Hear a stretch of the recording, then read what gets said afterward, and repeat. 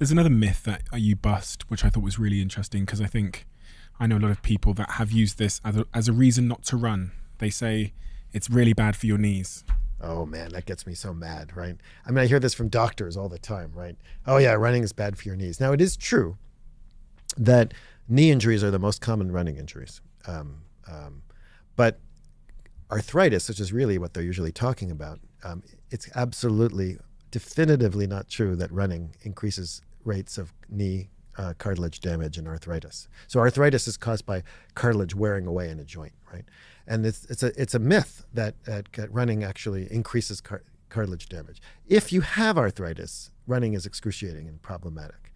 But if you don't have it, running actually, if anything, may be slightly preventive, because cartilage, joints, like everything else, benefits from being used, right? And so physical activity actually helps promote strong and healthy joints.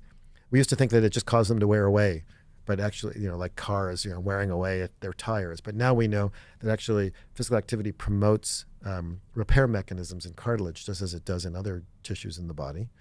And of course, the other thing about running is that I think a lot of people run incorrectly today. So that's why we started studying barefoot running a few decades ago, is because if humans have been running for millions of years, most of that time we were running barefoot. So we're kind of curious, how did people run before shoes? And what we learned was that today shoes have these cushioned heels that enable you to essentially run the way you walk, right? You land on your heel.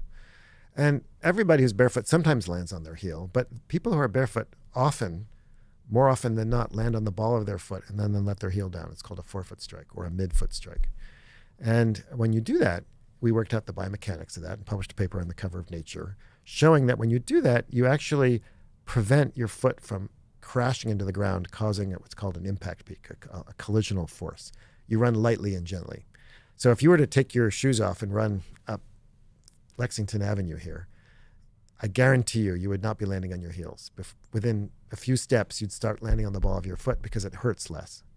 And so that's how we evolved to run. We evolved to run in a cushion, in a way that doesn't involve, slamming into the ground with every step. And that causes less force around your knee.